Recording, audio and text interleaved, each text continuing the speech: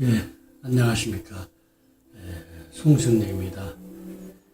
오늘은 이미 고인이 되신 추인호 작가가 쓴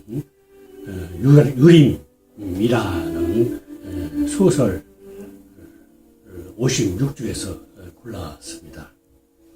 제목은 국가가 멸망할 때 나타나는 징조로 정했습니다. 인용하는 문장은 20세기가 낳은 최고의 지성인 인도 강디 수상의 묘비에 새겨진 문구라고 합니다. 다음은 본문 내용입니다. 국가가 멸망할 때 나타나는 징조를 간디는 7가지로 나누고 있다. 명분 없는 정치, 노동 없는 부도, 양심 없는 쾌락, 인격 없는 교육, 도덕 없는 경제, 인간성 없는 과학, 희생 없는 신앙, 이 중에서 원칙 없는 정치야말로 국가가 멸망으로 가는 최고의 조건이다. 이상이 본문의 내용입니다. 그러나 저는 간디의 7가지 조건에 하나를 더 추가하고 싶습니다. 그것은 바로 공평성 없는 언론이라는 것입니다. 언론이 결코 법 위에 존재할 수 없다 하겠습니다. 그렇습니다. 원칙 없는 정치가 국가를 멸망하게 한다는 것입니다. 차로가 공자에게 물었습니다. 우리나라의 임금이 선생님을 모셔다가 정치를 부탁드린다면 선생님께서는 무엇부터 먼저 하시겠습니까? 공자가 대답을 했습니다. 필야 정명호, 반드시 명분을 바로잡겠다. 이렇게 말했습니다. 명분이 정치의 기본이라는 것입니다. 오늘 또 대통령이 나라를 위해 중앙아시아를 방문하여 많은 좋은 성과를 거두고 있음에도 불구하고 신문이나 방송은 오직 문창극 총리 후보자 것만 제일 큰 이슈로 다루고 있습니다.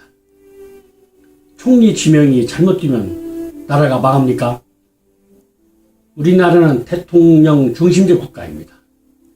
대통령이 모든 책임을 진다는 것입니다. 따라서 대통령 제하에서는 총리가 할 일이 별로 없는 게 현실입니다. 그런 총리가 나라를 망하게 할 수 있겠습니까? 저는 어느 편을 드는 것도 아닙니다. 그런 일도 중요하지만은 국민 먹고 사는 문제가 더 중요하기 때문에 정치가 할 일을 해야 한다는 것입니다. 지금 할 일이 얼마나 많습니까? 경제도 안 좋고 청년 취업도 어렵고 세월호 참사로 희생자 12명도 아직도 인양이 안 되어 가족들을 슬프게 하고 있습니다.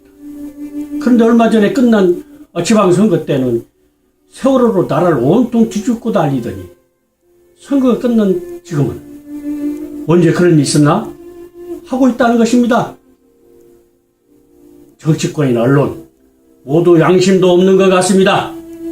양심이 없으면 양식이라도 있어야 할 것 아닙니까? 아마 선거 때 다 써먹었으니 다 잊은 모양입니다. 해대도 너무합니다. 정치는 명분이라고 했습니다.